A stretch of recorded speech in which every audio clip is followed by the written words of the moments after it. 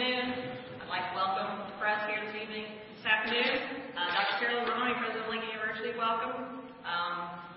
Fellow students, faculty, staff, and community members, it is my privilege and my pleasure to introduce a man that probably best known for Super Bowl 34 as the tackle on the 1-yard line preserved the game for the St. Louis Rams.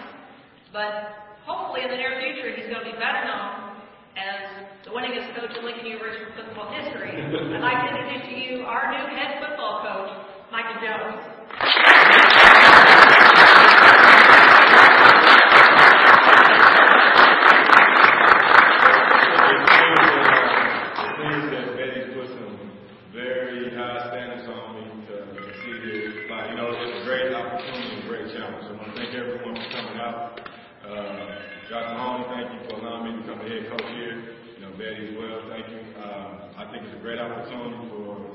For myself and my staff and the young men here to change the program around.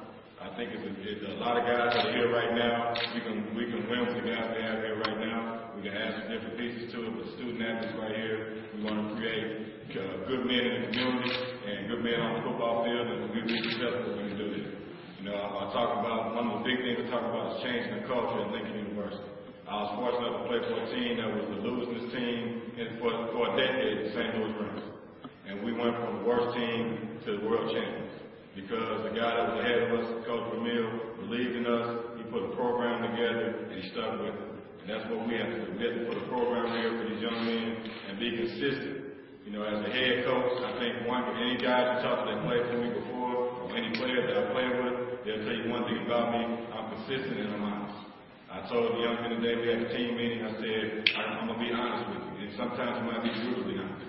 But I'll be honest with you, and you're going to respect me because of that. Because that's what you want. You want honesty, you want consistency. If I can give you honesty and consistency, we're going to win on the football field. We got to work hard. There's no way around it. You cannot get better by not working hard. So that's one thing we're going to have to do, work hard in the classroom and on the field. We need smart football student athletes. One thing that I really thought was ironic was the New England Patriots. At one time, the New England Patriots had won 3 Super Bowls in about 5 years.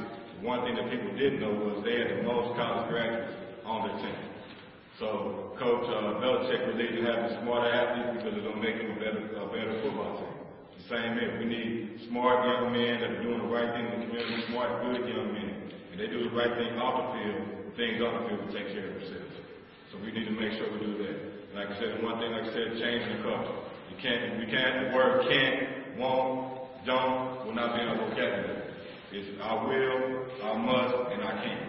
And we have those things in our heart and in our mind, we're going to win on the football field. So, you guys have any questions? Mike, why here, why now? Why was this a good fit for you? Well, I think this.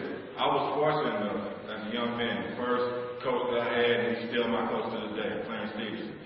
He's a Lincoln graduate. And he talked about Lincoln all the time. He played in the 1950s with Leo Lewis and those guys. And he was part of the winning tradition that was here. So he knew what it was like to play for a national championship. And he knew what it was like to get a college degree at Starkville Black College, have a great time while getting his degree and win. And he always talked to me about Lincoln University. And as I went to University of Missouri. I'm from Kansas City, went to University of Missouri. Then from there, played 4 years, and 4 years I played in St. Louis. And then I went into coaching at the high school level, and coached at the high school level in St. Louis. And one thing I realized about Lincoln University, it's a unique university in which we have to make sure we get our young men in the entire state to stay in the state and go to Lincoln University. So I felt it was a great opportunity for me to come here, to reach out to the coaches, to the student athletes, to the people that are here within the state to help build this program back up. And I really felt that someone from Missouri, a kid from Missouri, could really help this program. I felt it was the right time for me to do this. With the name recognition, are you going to be able to get in the doors that other coaches can't? I hope so. I mean, like I said, one thing, I was fortunate enough to coach, so I met a lot of high school coaches in this area throughout the state. And me doing football camps, I met these guys as well. I think they can respect it, know that I'm going to take care of the young men. As a high school coach, I always wanted this. I wanted wherever my kids to go, and they are our kids because we work on so much. I wanted that coach to make sure that they treated them like they were their own. And I hope that these guys, because of what I've done before, will recognize that and give me that opportunity. You know the state pretty well, don't you? A little bit. Yeah, but I mean, that's great. I mean, because that's what we're going to need. Like I said, we're going to need young men from within the state. Now, granted, we're going to recruit nationally. We'll have kids from California and from Michigan. And we're alumni bases, so we got good alumni bases in many areas. We're going to recruit those areas. But we know that our foundation has to be kids from the state of Georgia. Will there be familiar names on your staff that maybe you played with? Or? Yes, we have a couple guys that I look forward to hopefully hiring. We should have the staff complete by next week, I believe Wednesday. So we'll have another meeting, and I'll be able to introduce the whole coaching staff. So I got some guys that I think some people will know. Mike, can you talk about the timing of this? It's you got a lot of work to do, yes, and in a quick, short amount of time. Plus, you're going into the MIAA, awfully good Division II conference. Just talk about the timing of how fast can this happen for you to find success? Well, defining success to me is getting better every day. I think we have short-term successes and long-term successes. I think the first thing we have to do is, because I tell you, we're going to be positive. I can't sit and say, tomorrow we're going to be a national championship. I'm not going to sit there and say that. I'm going to say tomorrow I'm going to have that man better than it was the day before. And we're going to get better each day on that. And eventually you're going to see it's going to be, in small incremental successes. And then from that, those small incremental successes will get us to the successes we need to be to win the program. Is there time to get players from here to, before August? I believe so. I mean, I know there's a lot. The national sign day was February 3rd, but I think that's a misnomer because that's the first day guys can sign.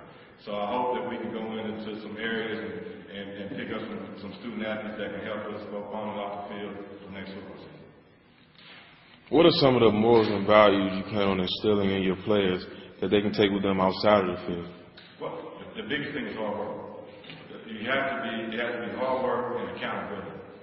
If you work hard on the football field in the classroom and you're accountable to your teammates and to your coach, those two things right there are the biggest things as far as the values we need to have on this team. Accountability and hard work. Add those two things together, we talk about discipline. Discipline, I think, is a misnomer because people say, it's not what you can do to a young man, it's what you can do for a young man. And that's why I stress to our players today. We're going to be disciplined and understand what discipline means. And if they do that and handle the business like we're supposed to, we'll be successful. Pattern yourself after Coach Vermeil a little bit? You know what? Coach Vermeil had a lot of great things. The one thing I will pattern myself after is this. I remember sitting down talking to him and asking him after he got done, Coach, you won at every level. How did you do it? He's like, well, Mike, one thing you got to realize is this. I'm not a teacher. I'm not a coach. I'm a teacher of men who happen to be football players. So if we go about that process of knowing that I'm out there teaching you how to become successful in life. It just happens to be on the football field. The things we do on the football field, you're doing the right thing, doing the things you're supposed to, accountable to your teammates, that's all stuff they have to do to be successful in life. So if we do those things, we're going to be successful. Any other questions? This is pretty easy. I might have to ask you guys some questions. Coach, how did your meeting go with the players? I guess you were talking a little bit about it last week or whatnot. How was your thoughts on the players that you had? Well, the meeting today was more, I think everyone was a little anxious about what I was going to say and was I going to be a guy come in and lay the hammer down? No, I got to learn you guys. I can't sit here and give you rules and make things up. We're going to have structure, don't get me wrong. But I'm not a coach that likes to come in and give you rules that will not make you successful immediately. If I come in and say you're going to do this, and this, well, let's back up. If I come in and think that you're at home plate, that's this analogy I always give. You're at home plate, but you're a person that really is on second base. I'm really not helping you because now I got to catch up to where you are.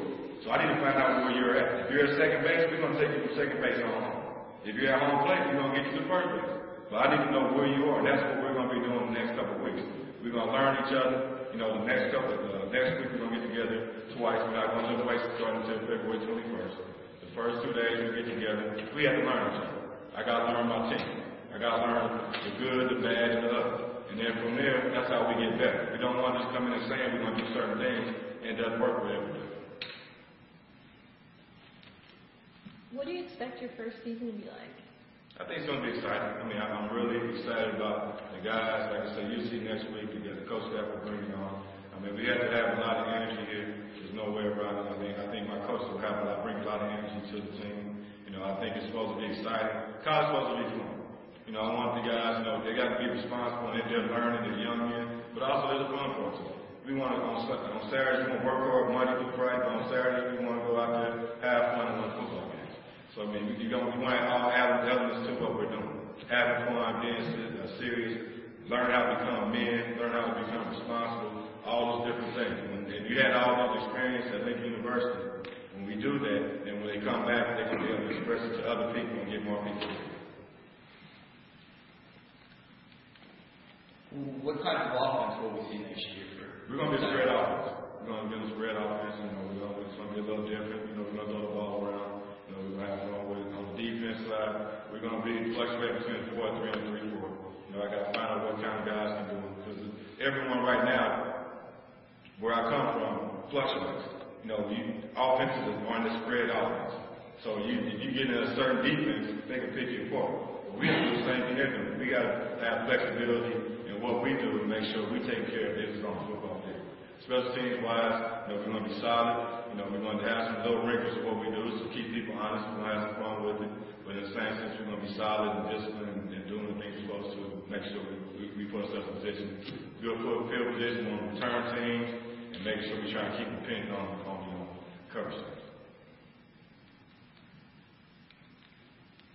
At the end of the day, will Blue Tigers be a football team that plays hard-nosed, knockdown football?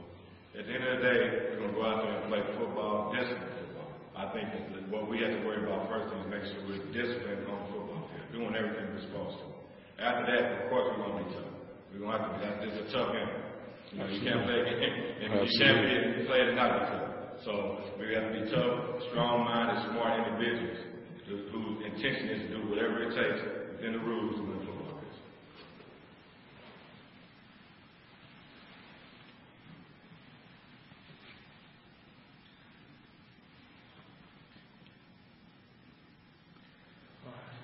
Thanks, Mike. Thank you.